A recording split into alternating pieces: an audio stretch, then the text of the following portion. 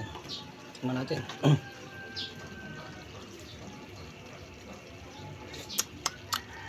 Hindi lasa eh. Lagyan kaya natin ng kape. Kaya ng kape. Try lang natin. Ito nag-invento na naman tayo. Oops. Kunti lang. Ayan. Masarap.